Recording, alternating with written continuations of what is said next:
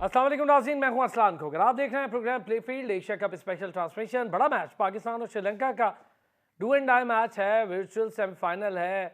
जो जीतेगा फाइनल में जाएगा। बारिश होगी तो श्रीलंका को मौका मिल जाएगा फाइनल खेलने का।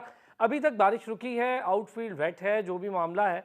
लेकिन ये जो पैचेस में बारिश होनी है आज पूरा दिन, इस पैचेस की बारिश के दरमियान हमें बहुत सोच समझ कर खेलना होगा अगर खेलने का मौका मिल गया तो। अब मामला ये है कि प्रॉपर मैच रात तक देखेंगे कि पूरा होता है या नहीं। अभी तो जो चल रहा है वो चल रहा है। अब से ज़्यादा हम बात करेंगे आने वाले वर्ल्ड कप, उसके मैचेस पे। फाइनल में जाते हैं, उसमें क्या कर सकते हैं, स्क्वाड का अब क्या करेंगे। हमारे पास बहुत अजीब से ऑप्शन हो गए, क्योंकि आपके जब मेजर प्लेयर्स इंजर्ड हो जाते हैं तो फिर जब आपको प्लेयर्स मंगवा कर खिलाने पड़ते हैं और वो आपके प्लान का हिस्सा नहीं रहते पिछले काफ़ी अरसे से या 2 साल से। किसी को 1 मैच खिलाया हो, किसी को 2 मैच खिलाए हो, किसी को मैच ही ना खिलाया हो सिरे से, कोई डेब्यू कर रहा हो, फिर बहुत ज़्यादा परेशानी होती है। ये वो गलत प्लान होते हैं टीम्स के जो लास्ट टाइम पर आपकी पूरी टीम का कॉन्फिडेंस शैटर करते थे और आपकी पूरी टीम को जो बूस्ट होता है ना, मॉरल बूस्टिंग, उससे बहुत दूर ले जाते हैं। इंडिया ने एक बड़ा ज़बरदस्त और कनिंग काम किया कि बहुत लंबे अरसे थे, कभी पांड्या को कैप्टनसी, कभी बुमराह को कैप्टनसी, कभी टीम बी भेज दी, कभी पूरे नए लड़के भेज दिए, कभी फुल फ्लैग टीम भेज दी। उन्होंने हर ऑप्शन ट्राई किया। श्रीलंका हर ऑप्शन ट्राई कर रही है। इसी तरह अगर मैं देखूं तो ऑस्ट्रेलिया ने हर ऑप्शन ट्राई किया। इंग्लैंड पाकिस्तान आई और उनका कैप्टन बाहर बैठा रहा सारे के सारे मैचेस। नए लड़कों ने खेले, मिक्स एंड मैच था, कुछ सीनियर्स भी थे, लेकिन ज़्यादातर नए लड़कों पे उन्होंने इन्हिसार किया और वो पाकिस्तान टीम को, जो कि फुल फ्लैग टीम थी, उसको हरा के चले गए। अब मामला ये है कि हमने क्या किया इन 2-2.5 सालों में, क्या क्या तैयारियां की। जो अब प्रेजेंट स्क्वाड हम मजबूरन खिला रहे हैं, जिसमें हमें ये लग रहा है कि ये प्रेजेंट स्क्वाड जो है हमारा, ये अब मजबूरन जो लग रहा है यही अब आगे लेके जाना पड़ेगा, क्योंकि फ़खर ज़मान की तो फॉर्म है नहीं और Salman Ali Agha on end of चल रहे हैं। लेकिन अगले आने वाले मैचेस हैं बहुत टफ और बहुत बड़े बड़े मुकाबले हैं। एक तो अब अगर आप जीत जाते हैं आज तो फिर आपको फाइनल खेलना है, और नहीं भी जीतते तो वर्ल्ड कप खेलना है। अबू बकर बिन तलत ने हमें ज्वाइन किया है, स्पोर्ट्स जर्नलिस्ट हमारे साथ मौजूद है। अभी अभी श्रीलंका से होकर आए हैं। हमने कहा आ जाएं जी, बहुत देख लिया श्रीलंका, आए जी, स्टूडियो आए हमारे पास। फिर जर्मनी से हमें ज्वाइन किया है सैयद हैदर साहब ने, सीनियर स्पोर्ट्स जर्नलिस्ट है। हैदर भाई अस्सलाम वालेकुम। और अबू बकर अस्सलाम वालेकुम, कैसे हैं आप? वालेकुम सलाम, thank you so much Aslan sir. यार अबू बकर, आपसे इसलिए शुरू करें, अभी अभी आप होकर आए हैं रिसेंटली, कोई एक ही दिन हुआ है आपको आए हुए। क्या सिचुएशन है वहाँ की, और जो सारे मैचेस आपने कवर किए हैं कैसा रहा? हमारे ड्रेसिंग रूम का माहौल कैसा था वहाँ पर? उनका अपना माहौल जो श्रीलंका टीम का है वो कैसा था? फिर भारतीय टीम वहाँ पर है, उसको आपने देखा, और बांग्लादेश टीम है, कैसे देखा सारी टीम्स को? प्रैक्टिसेस कैसी रही हमारी? असलान, देखे मैं आपको बताता चलूँ, जितना हमने वहाँ श्रीलंका में स्टे किया, और हम अगर इससे पहले वाली सीरीज़ की तरफ चले जाएं, एशिया कप से पहले जो पाकिस्तान और अफ़गानिस्तान की सीरीज़ थी, तो पाकिस्तान बहुत कॉन्फिडेंट के साथ जो है वो श्रीलंका में खेल रही थी और एक सेटल्ड टीम लेकर गई। ये वो कॉम्बिनेशन है जो बाबर आजम और उनकी मैनेजमेंट जो है काफ़ी अरसे से अपने साथ कैरी कर रहे हैं, और इसमें बहुत ज़्यादा कंफर्टेबल नज़र आ रहे थे। अनटिल एंड अनलेस वो मैच जो शायद आपको भी नहीं भूलेगा, मुझे भी नहीं भूलेगा, वनडे तो मैं उसको शायद अब नहीं कहूँगा, टू डे मैच वो हो गया, टू डे मैच वो हो गया था। उस मैच के रिजल्ट के बाद शायद एक बहुत बड़ी wake up call Pakistan cricket team की मैनेजमेंट के लिए आई, और उसके बाद जो changes all of a sudden आपने 5 चेंजेस इस मैच में आपको देखने को मिल रही होंगी, और शायद ये नॉर्मल सिचुएशन में कभी भी आपको देखने को ना मिलती।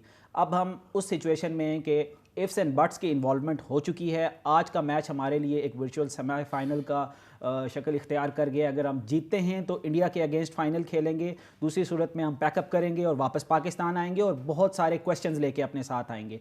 वर्ल्ड कप में हमने जाना है, और हम इससे पहले यही अंदाज़ा लगा रहे थे कि बाबर आजम बहुत कंफर्टेबल हैं, अपनी जो सेटल टीम है उसी को लेकर जाएंगे। लेकिन अब बज़ाहिर ऐसा लग रहा है कि वर्ल्ड कप के स्क्वाड में भी आपको 2 से 3 तब्दीलियाँ देखने को मिल सकती हैं।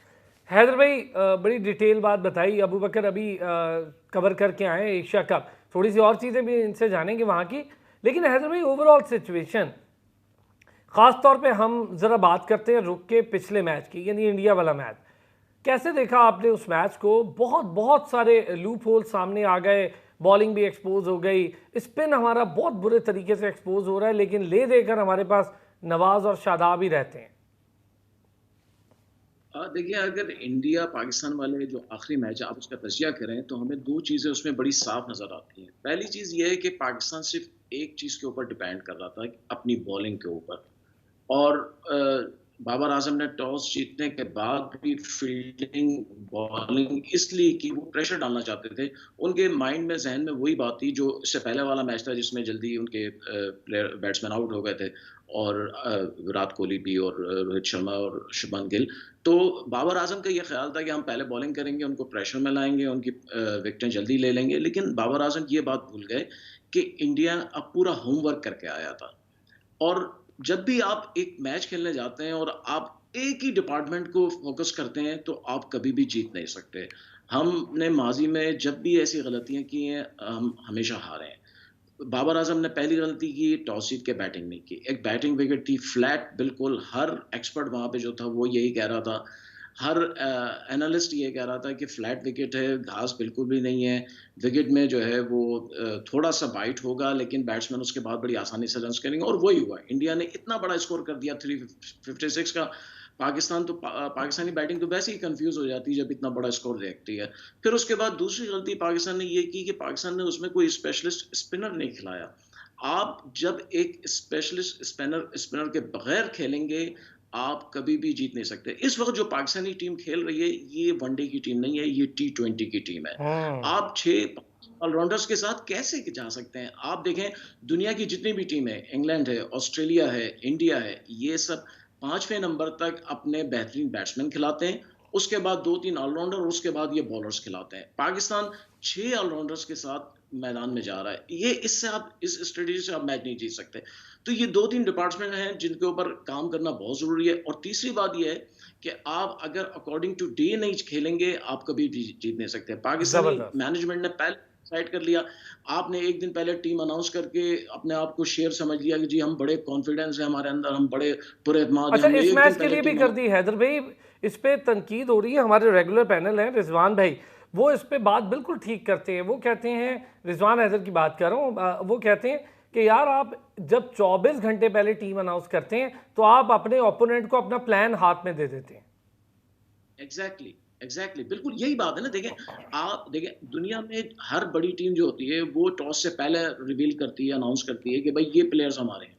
आपने पहले ही बता दिया कि हमारे पास कोई रेगुलर स्पिनर नहीं है, हमारे पास कोई भी 2 बैट्समैन और 3 बैट्समैन के अलावा कोई रेगुलर बैट्समैन नहीं है। फ़खर जमान पहले से फोकस्ड हैं, सब एक्सपोज्ड हैं, सबको पता है कि वो कहाँ पे बीट हो रहे हैं। यानी आपने अपनी टीम जो है पहली कमजोरियां उनके हाथ में दे दी थी इंडिया के, और इंडिया ने उसका पूरा फायदा उठाया। अब आज के मैच में अगर ये मैच होता है, श्रीलंका उसी स्ट्रेटेजी के साथ ग्राउंड में आएगी जो इंडिया की थी। श्रीलंका 3 स्पिनर्स के साथ आ रही है, 3 स्पिनर्स को आपको खेलना यहाँ पे बहुत मुश्किल हो जाएगा। और पाकिस्तान कोई रेगुलर स्पिनर के बगैर फिर जा रहा है। शादाब खान की फॉर्म अच्छी नहीं है, वो अच्छी बॉलिंग नहीं कर रहे, ना उनकी बाइट है ना ब्रेक है। और फ्लिपर भी उनका काम नहीं कर रहा है। फ्लिपर जब भी वो करते हैं तो वो फुल टॉस बन जाती है, जब वो अच्छा ब्रेक करने की कोशिश करते हैं हैदर शूटर भाई, के शॉर्ट पिच ये बन जाती आपने ना आपने है। बड़ा जी। डिटेल एनालिसिस, बहुत ज़बरदस्त, मेरा ख्याल है आपने पूरा एनालिसिस डिटेल किया है इस वक्त की सिचुएशन पे। अब हम ज़रा इससे पीछे की सिचुएशन पर जो 2 साल की है, आप, मैं और अबू बकर आज बड़ी डिटेल बात करते हैं। अबू बकर, पहले तो इस पर आपका कमेंट चाहिए, ये जो 24 घंटे पहले टीम अनाउंस हो, वहाँ यार आपने पूछा नहीं प्रेस कॉन्फ्रेंस में कि भाई ये जो टीम अनाउंस कर रहे हो ये क्या मसला है आपको, आप 24 घंटे पहले करके तो पूरा प्लान हाथ में पकड़ा देते हो। मेरा ख्याल है आप सारे लोगों ने इस पर बात तो की थी वहाँ। देखें, डेफिनेटली ऑफ द रिकॉर्ड भी हम बाबर आजम से इस हवाले से क्वेश्चंस करते रहे। मैं आपको टीम के जो ड्रेसिंग रूम की सिचुएशन बता दूं, बाबर आजम जो की लीडरशिप में टीम में बहुत ज़्यादा यूनिटी दिखाई दे रही है। आप अगर पिछले मैच के रिजल्ट को अगर कॉर्नर पे रख कर देखें तो उसके अलावा शायद ये बहुत अरसे के बाद हमारे सामने एक टीम आ रही है और कैप्टन, सालों बाद जी बिल्कुल ऐसे ही है कि आपको किसी किस्म की डर्टी पॉलिटिक्स नज़र नहीं आएगी ड्रेसिंग रूम में। बल्कि मैंने देखा है कि बाबर आजम को वो लीडर छोड़कर एक बिल्कुल बड़े भाई की तरह ट्रीट करते हैं और बाबर आजम के डिसीजंस बिल्कुल फुल अथॉरिटी की तरह फुल स्टॉप होते हैं। गुड। तो अब मैं उस सिचुएशन की तरफ आता हूं कि बाबर आजम को ऑन एंड ऑफ जितने भी पीसीबी के चेयरमैन आए उनका कॉन्फिडेंस भी हासिल था।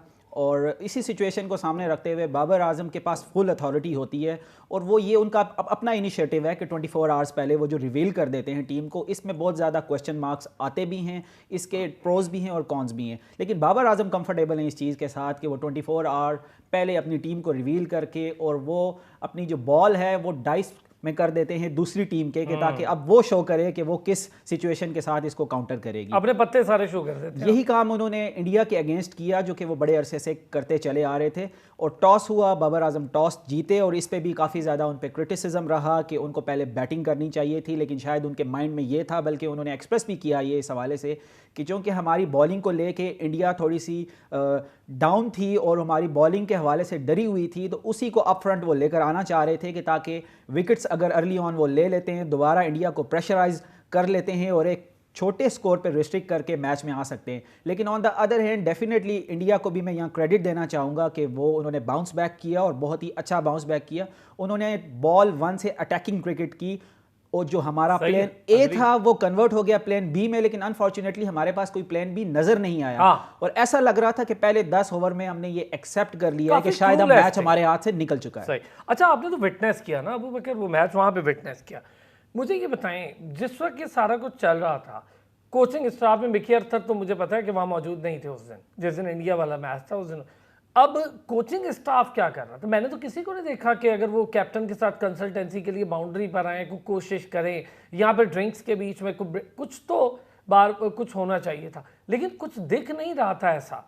देखिए, इस तरह की इन्वॉल्वमेंट बिल्कुल आप ठीक कह रहे हैं, नहीं नज़र आई वहाँ पर। और जब हमें सेकंड बैटिंग चेज़ करते हुए जब हमारी सिचुएशन ऐसी आ गई थी कि बज़ाहिर बिल्कुल कंफर्म हो गया था कि पाकिस्तान के हाथ से ये मैच निकल चुका है, तो शायद हमें सेकंड टारगेट की तरफ जाना चाहिए था। और वो सेकंड टारगेट ये था कि हारने का मार्जिन जितना नैरो किया जा सके, क्योंकि अब ये कंफर्म था कि अब हमारी जो सिचुएशन है फाइनल में जाने के लिए वो रन रेट के ऊपर डिपेंडेंट होएगी। उस चीज़ को भी मलहूज़े खातिर बिल्कुल नहीं रखा गया, और शायद बहुत ही without any intention, without any planning हम बहुत ही बुरे तरीके से हारे। और 200 प्लस की लीड, जो शायद इंडिया की सेकंड हाईएस्ट विन है और पाकिस्तान के अगेंस्ट शायद पहली हाईएस्ट विन है, इस चीज़ को काउंटर किया जा सकता था, वो भी नहीं किया गया।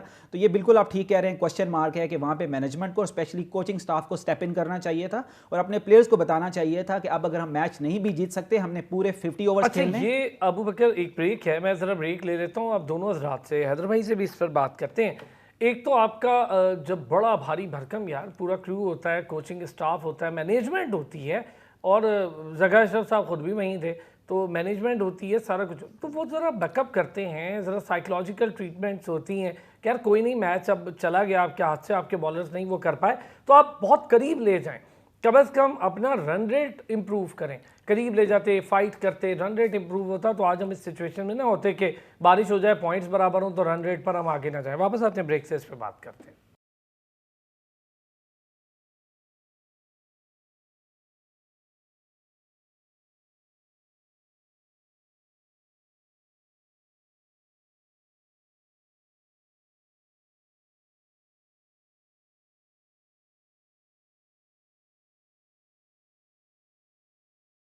वेलकम बैक जी। अब ज़रा बात करते हैं कि हम जिस प्लान का जिक्र कर रहे थे और पिछले 2 साल की बात, या फिर 266 वाला मैच, हैदर भाई जो कुछ अबू बकर बता रहे हैं, ज़रा सिचुएशन आप सोचें, एनालाइज करें।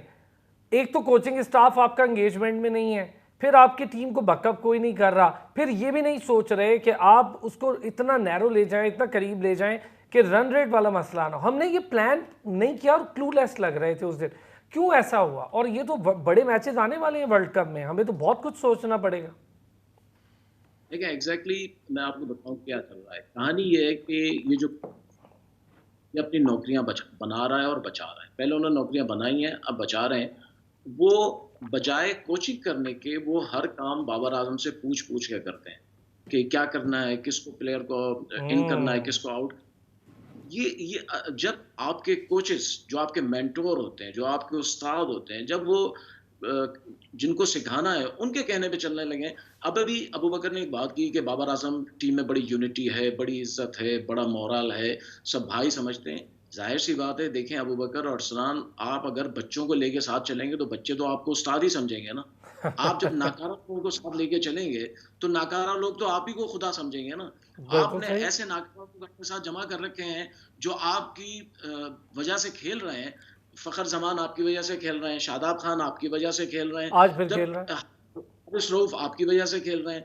तो जब हारिस रऊफ जो है वो किसी तौर भी 4 ओवर से ज्यादा का बॉलर नहीं है, आप मुझसे शर्त लगा सकते हैं ये 4 ओवर से ज्यादा का बॉलर हैदर कभी भाई, नहीं मैं इस था, ना बात से आज है इसलिए ना कभी अग्री हो हूं आपकी, सकेगा। क्योंकि हमने टेस्ट मैच में देख लिया था। आप सही कह रहे हैं, टेस्ट मैच में देख लिया था। जी जी जी जी जी हाँ, देखिए ना, अब आप जाहिर सी बात है, अब क्रिकेट जो है वो टीम गेम है। ये टेनिस नहीं है, ये बैडमिंटन नहीं है, ये बॉक्सिंग नहीं है, ये टीम गेम है। बाबर आजम चाहे नंबर वर्ल्ड रैंकिंग में 10 साल भी नंबर वन है, लेकिन टीम अगर आपकी नीचे जा रही है, हार रही है, तो आपकी बैटिंग, आपके अवार्ड्स, आपकी ट्रॉफियां, आपकी रैंकिंग यूजलेस हैं।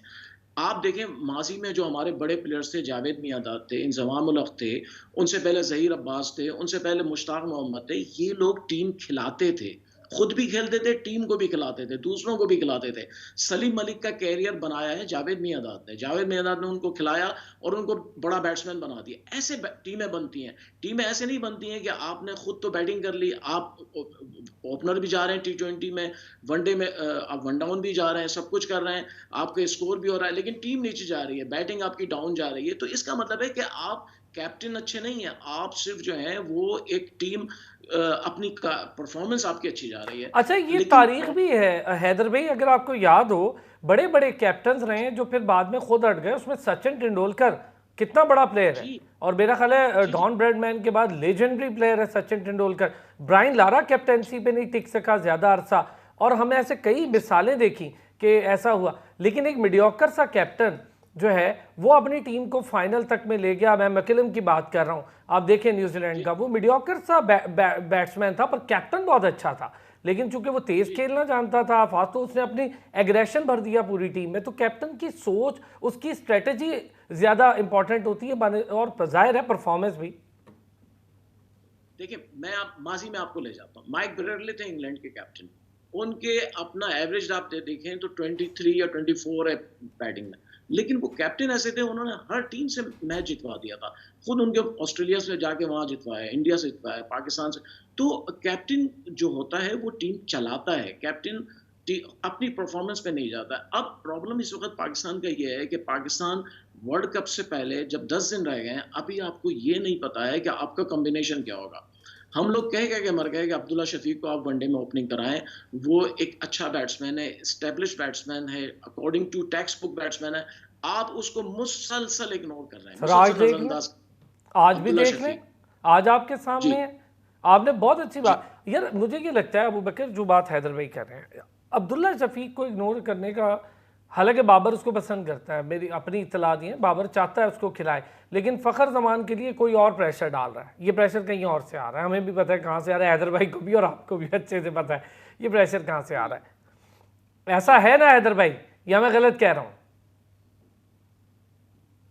नहीं, बिल्कुल है। आप देखें ना, हमारी टीम में पहले भी माजी में भी ऐसे प्लेयर्स खेलते रहे हैं जो कहीं से प्रेशर आता था इनको खिलाओ, और वो खेलते थे। अब इस वक्त जो है, कुछ इस वक्त भी 2-3 प्लेयर ऐसे हैं जो प्रेशर बाहर से आ रहा है, एक्सटर्नल प्रेशर है, जिसकी वजह से वो टीम में खेल रहे हैं। मैं ये नहीं कहता बाबर आजम बिल्कुल गलत है, बाबर आजम मजबूरी है पाकिस्तान टीम इस वक्त। पाकिस्तान टीम में बाबर आजम के अलावा किसी की अपनी पोजीशन मजबूत ही नहीं है, सही स्ट्रॉन्ग है। नहीं है कि वो कैप्टन बन।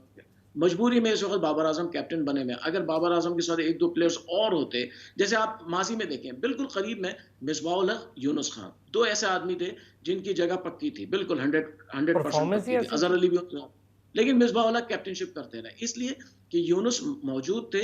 लेकिन यूनुस के होते हुए मिसबाह उल हक को कैप्टनशिप करने के मौका इसलिए मिल रहा था कि वो अच्छे कैप्टन थे यूनुस खान से। तो सारी एग्री। चीजें जो होती हैं वो डिपेंड करती हैं आपकी टीम की सिचुएशन क्या है। अब आप इमाद वसीम को टीम से निकाल दें, शान मसूद को टीम से निकाल दें, सरफराज को टीम से निकाल दें, तो आप पे क्रिटिसाइज कौन करेगा? आप पे क्रिटिसाइज करने वाला तो कोई रहा नहीं, सब आपके हाँ में हाँ मिलाएंगे। आप अगर कहेंगे दिन को रात, तो आप सभी रात कहेंगे।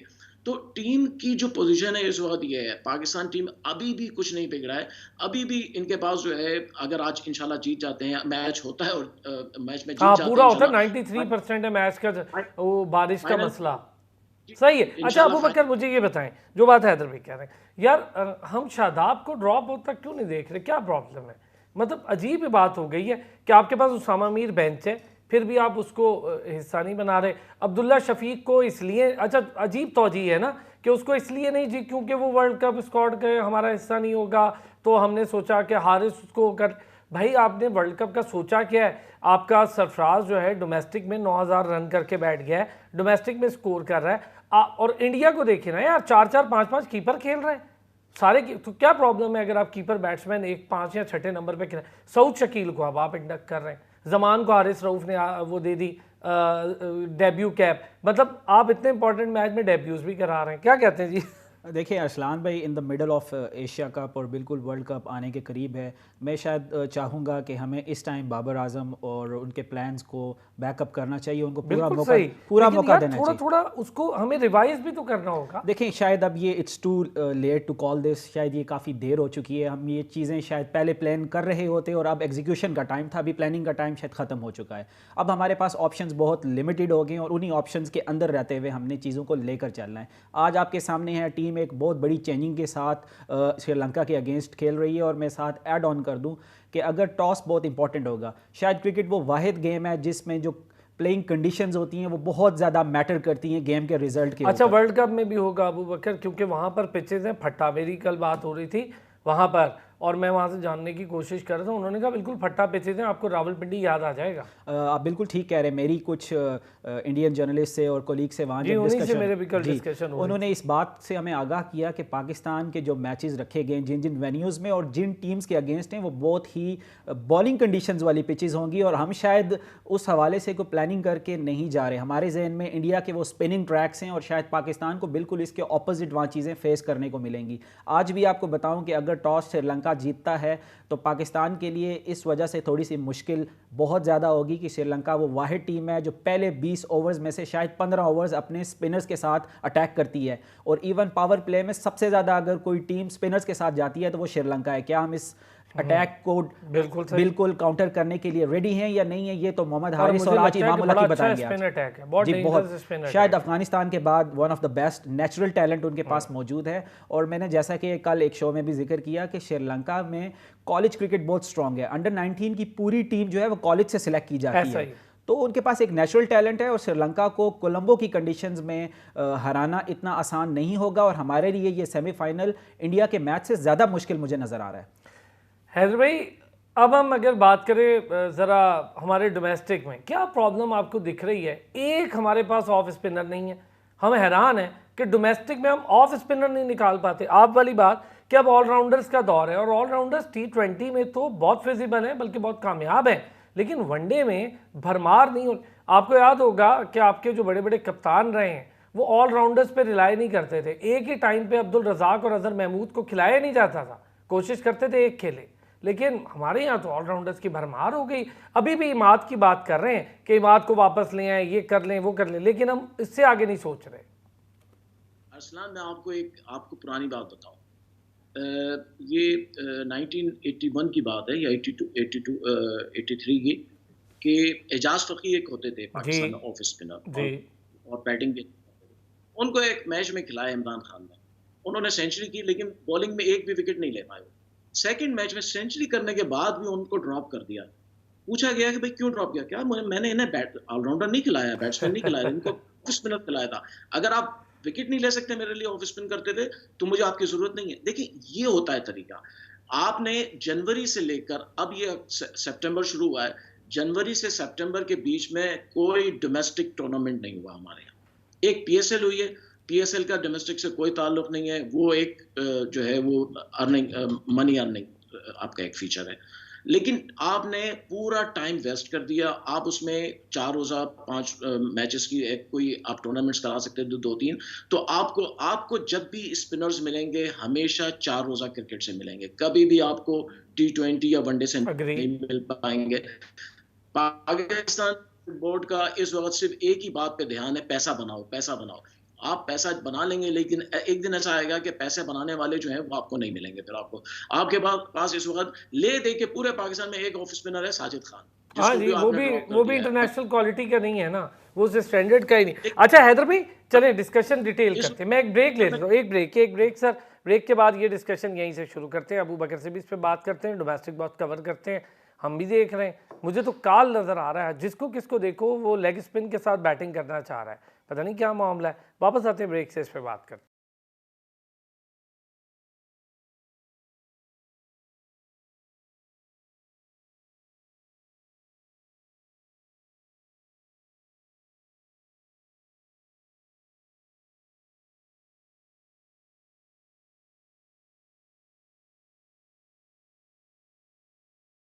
वेलकम बैक जी। और अबू बकर और हैदर भाई दोनों हजरात इस वक्त डोमेस्टिक और हमारे आने वाले जो फ्यूचर के इवेंट्स हैं उस पर बात हो रही है।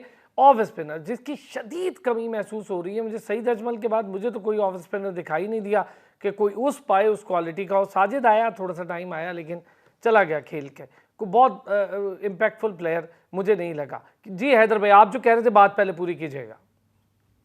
हाँ, देखिए आपको स्पिनर जो है ऑफ स्पिनर इस वक्त पाकिस्तान में क्यों नहीं बन रहा है, उसकी वजह यह है कि पाकिस्तान में ऑफ स्पिनर्स के लिए खेलने के मौके नहीं है।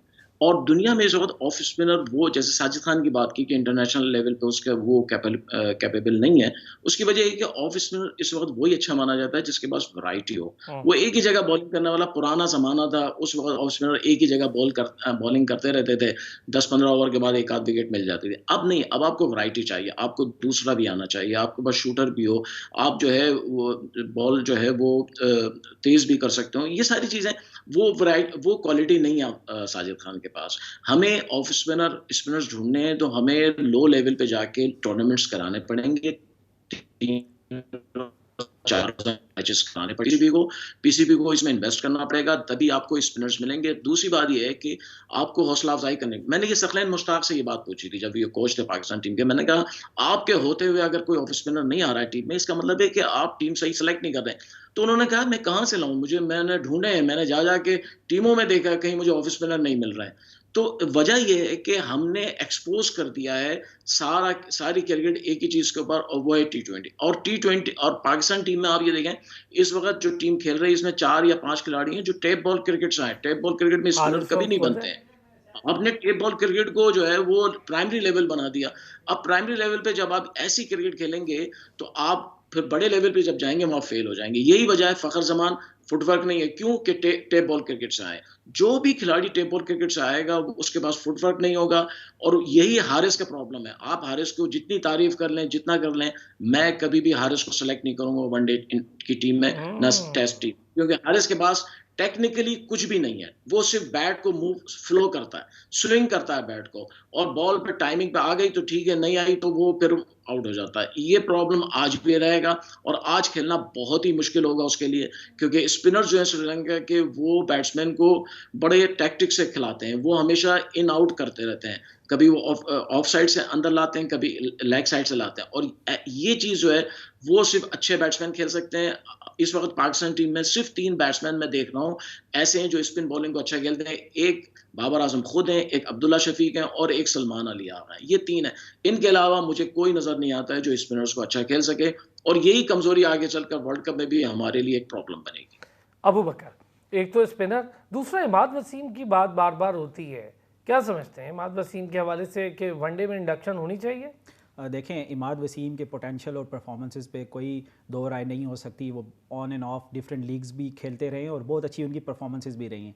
लेकिन Imad Wasim technically up front bowler हैं जो कि न्यू बॉल के साथ अटैकिंग ओवर्स करवाते हैं।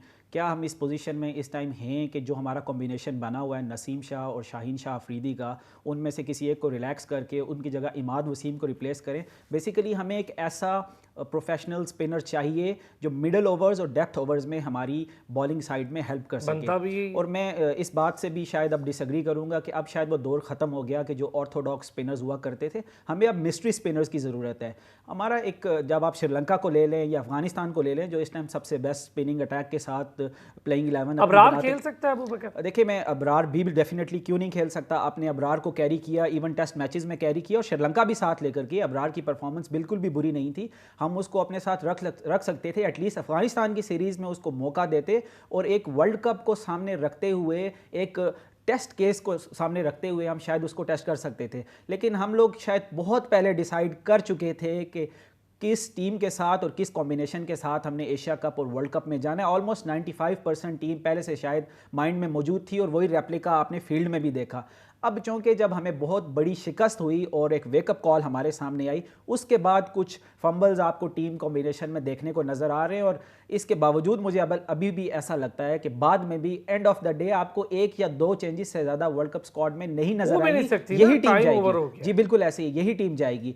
हमें अपने डोमेस्टिक स्ट्रक्चर की तरफ दोबारा जाना पड़ेगा और उसको स्ट्रॉन्ग करना पड़ेगा। आप वहाँ से यंग टैलेंट को निकालें, अपने प्लान का हिस्सा बनाएं, अपने बेंच स्क्वाड का हिस्सा बनाएं और उनको चांसेस दें ऑन एंड ऑफ, ताकि पाकिस्तान का जो स्पिन डिपार्टमेंट वीक होता हुआ नजर आ रहा है उसको स्ट्रेंथन किया जा सके। बहुत से स्पिनर्स हमारे पास अंडर 19 में मौजूद हैं, इमर्जिंग कप को रिप्रेजेंट कर चुके हैं। मेहरान मुमताज़ हैं हमारे पास, एक लेफ्ट आर्म चाइना मैन मौजूद है फैसल अकरम, आप उसे ट्राई कर सकते हैं अंडर 19। जी बिल्कुल बहुत ऐसे। अच्छा। लेकिन बज़ाहिर ऐसा लग रहा है कि ये सारी चीज़ें वर्ल्ड कप के बाद ही अच्छा, एक सेकंड 11 में भी बॉलर है, उस बेचारे को कब से सेकंड 11 में रखा है, तारिक उस्मान, लंबा सा है, ऑफ स्पिन करता है, जो उसके पास वैरायटी है, वो दूसरा भी कर रहा है। लेकिन चूंकि वो बेचारा ज़रा उसके पास पर्ची वर्ची नहीं है, कोई उसकी सोर्स नहीं है, तो गरीब वहीं फंसा हुआ है सेकंड 11 में। पर मैंने उसे खेलते हुए देखा है। अरसलान भाई, मेरी श्रीलंका में जब बी लव कैंडी की कोचिंग कर रहे थे, मुश्ताक अहमद लेजेंडरी स्पिनर हैं और इंटरनेशनल फोरम्स पे कोचिंग भी कर चुके हैं, उनसे डिस्कशन हुई तो उन्होंने अपना मुल्तान सुल्तान्स का जो एक प्लान है वो सामने रखा। उन्होंने कहा वाई नॉट कि आप किस बुक में लिखा हुआ है कि आप सिर्फ एक लेग स्पिनर के साथ प्लेइंग 11 में जाएं, आप अपनी टीम में 2 लेग स्पिनर भी खिला सकते हैं। कनाडा, आप जब खुद पाकिस्तान टीम के साथ आते हैं खुद तो ऐसा करते नहीं है। आपकी ये सिचुएशन है कि अगर आप शादाब को ड्रॉप नहीं करते तो आपके साथ उसामा मीर बेंच में मौजूद हैं, आप उन्हें साथ लेकर जाएं। एक आधा मैच शायद वो एक्सपेंसिव हो सकते हैं, लेकिन लेग स्पिनर कहा जाता है वो आपको टूर्नामेंट जिता सकता है। तो अब शायद ये चीज़ें डिस्कशन की हद तक ही रह गई हैं, क्योंकि ऑलरेडी श्रीलंका के अगेंस्ट भी टीम का ऐलान किया जा चुका है। और बड़ी अजीब बात है। अच्छा, अब ये भी खैर इस पे तो हम काफ़ी बात कर चुके हैं।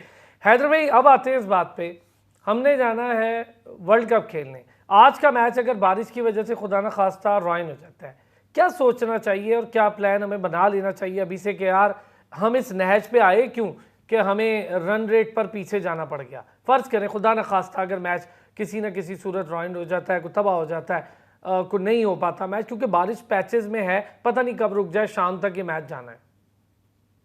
हाँ, देखिए, ये सोचना पड़ेगा क्यों इस पोजीशन पे हम क्यों पहुंचे हैं। वर्ल्ड नंबर 1 टीम है हम वनडे की, और उसके बाद भी हम जो है वो अगर मगर के मोहताज हैं।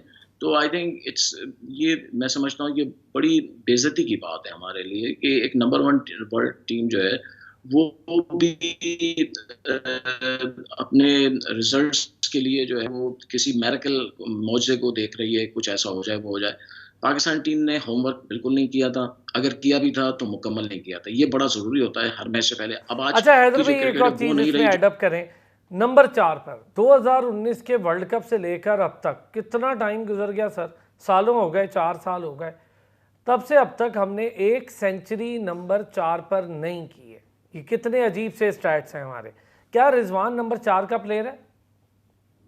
मैं तो बिल्कुल नहीं समझता हूँ। मेरे ख्याल से रिजवान जो है वो नंबर 4 के बैट्समैन नहीं है। आपको नंबर 4 पे सऊद शकील जैसा प्लेयर चाहिए। मैं हमेशा से कहता हूँ, आपको नंबर 4 पे आप चाहे सऊद शकील को खिलाएं या किसी कामरान गुलाम को खिलाएं या आशा शफीक को दोबारा लाएं, जिसको भी लाएं, आप जिसको भी आप अपनी मर्जी का समझते हैं उसको लाएं। उसको अभी आप देखें डोमेस्टिक में, अभी कल मैंने चैंपियंस ट्रॉफी में कायद आज़म ट्रॉफी में देखा कि असद शफीक ने दोनों इनिंग में बड़ी अच्छी बैटिंग की, यानी अभी भी वो अच्छी फॉर्म में था, लेकिन हमने उसको ज़ाया कर दिया। हमने उसके बस एक सीरीज उसकी खराब गई, इंग्लैंड की 3 मैच, हमने उसकी जो उसकी सारी वर्ल्ड रिकॉर्ड थे, 12 सेंचुरियां थी, ये था सब भूल गए। अब सऊद शकील है, सऊद शकील ने देखें, अगर आपका बैट्समैन कोई इन फॉर्म में टेस्ट क्रिकेट में, व्हाई ही कैन नॉट, क्यों नहीं खेल सकता वनडे में, क्या खराबी है। सऊद शकील को शुरू से खिलाना चाहिए था, अफगानिस्तान के 3 मैच खिलाना चाहिए था, ये यहाँ भी खिलाना चाहिए था, लेकिन उसको आपको नंबर 4 पे एक बाकायदा फुल टाइम बैट्समैन चाहिए। आप जिसको चाहे खिलाएं, लेकिन एक टेक्निकली साउंड बैट्समैन बहुत जरूरी है। आप जिस दिन भी उसको रेगुलर चांस देंगे, आप देख लीजिएगा वो आपको सेंचुरी बना के देगा। ये बताएं अबू बकर, जो बात ये नंबर 4 वाली, इससे अगर रिजवान को उठा के हम कभी फ़ख्र नहीं अगर चल रहा तो ओपन पे ले जाएं तो ज़्यादा सूटेबल होगा बनिस्बत T20 के रिजवान, मुझे लगता है, क्योंकि रिजवान का गेम स्टाइल ऐसा है कि टाइम लेता है, वनडे में टाइम है। देखें, आपकी बात से शायद मैं एग्री भी करता, लेकिन शायद अगेन वो पॉइंट रेज़ करना चाहूँगा कि अब वो टाइम नहीं रहा कि हम ज़्यादा एक्सपेरिमेंट्स कर सकें। जो चीज़ें हम कैरी करते रहे स्पेशली 2019 वर्ल्ड कप के बाद और एक सेटल्ड कॉम्बिनेशन, हालांकि जीतने की सूरत में भी बहुत ज़्यादा क्रिटिसिज्म बाज़ दफ़ा देखने में आता था स्ट्राइक रेट को लेके और जितनी ज़्यादा डॉट बॉल्स खेली जाती हैं अप फ्रंट उसको लेके, लेकिन उसके बावजूद वो जिस तरह कहते हैं ना, all is well that ends well, जब पाकिस्तान मैच जीत जाता था तो शायद वो जो बातें होती थी वो छुप जाती थी। लेकिन ये जो इंडिया की हार ने इतने ज़्यादा क्वेश्चंस रेज कर दिए हमारे सामने कि उनको एड्रेस करना तो डेफिनेटली बहुत ज़्यादा ज़रूरी है एज़ अर्लीस्ट एज़ पॉसिबल, लेकिन हमारे पास टाइम बहुत थोड़ा है। अभी हम इतनी ज़्यादा अगर टीम में शफलिंग करेंगे तो उसका शायद नेगेटिव इम्पैक्ट पड़ सकता है रिजल्ट्स की सूरत में। तो मैं अगेन ये इस बात पे जाऊंगा कि ये टाइम ऐसा है कि आप बैकअप करें बाबर आजम को और उनके डिसीजंस को, और वेट करते हैं कि बाबर आजम के जो प्लान्स हैं वो अच्छे एग्जीक्यूट हों, रिजल्ट्स अगर उनकी फेवर में आते हैं तो उसके बाद हम इन चीज़ों को डिस्कस करेंगे दोबारा for the future as well. Haider भाई, चले आज का मैच तो अब छोड़ते हैं, ये बताएं कि आगे कोई ऐसी चीज़ कि हमारे बैटिंग ऑर्डर में ही चले, प्लेयर तो हमारे प्लेइंग 11 तो हमारी यही हम कैरी कर रहे हैं 2-3 साल से, तो कोई बैटिंग ऑर्डर में चेंजेस होने चाहिए या हो सकते हैं, देखते हैं। बिल्कुल होने चाहिए। मैं तो हमेशा इस बात का हामी हूँ कि चेंजेस आपको करते रहना चाहिए। आप अगर एक चीज़ नहीं चल पा रही है, आप देखें 92 का वर्ल्ड कप हम जीते थे। 92 के वर्ल्ड कप में आप देख लें हर मैच में जो है बैटिंग ऑर्डर चेंज हो रहे थे। कभी जाहिद फज़ल आ जाते थे वन डाउन, कभी जो है एजाज़ अहमद वन डाउन आ जाते थे, कभी खुद इमरान खान वन डाउन जाते थे। तो जो चीज़ें आपकी सेटल नहीं हो रही, आपको सेटल करना पड़ेंगे। अब वो टाइम नहीं रहा कि आप एक चीज़ के ऊपर मुसलसल जमे रहें कि बस यही करना है। जैसे फ़खर ज़मान, हमने बस ये अपने मान लिया था वही ओपनर है। उन्होंने 5 मैच खेल लिए, 5 मैच में वो कुछ नहीं सर कर 9 पाए। मैच हो गए, 5 तो अभी खेले हैदर भाई, 9 मैच हो गए। चलें इंशाल्लाह इस पर मजीद डिस्कशन, आपके व्यूज़ और भी। अबू बकर बहुत शुक्रिया आपका। सैयद हैदर साहब हमारे साथ मौजूद थे जर्मनी से, सीनियर स्पोर्ट्स जर्नलिस्ट, बहुत शुक्रिया आपका। फिर होती है आपसे मुलाकात और दुआगो हैं, देखेंगे कि आज का मैच पूरा होता है या नहीं, लेकिन अगले आने वाले मैचेस में कोई कम से कम हमारी प्लानिंग नज़र आए, कोई गेम प्लान नज़र आए, क्योंकि गेम प्लान के बगैर जब गेम खेलते हैं तो फिर हाथ पांव छोड़ने पड़ जाते हैं, जैसे इंडिया के मैच में हुआ भी। फिर मिलते हैं।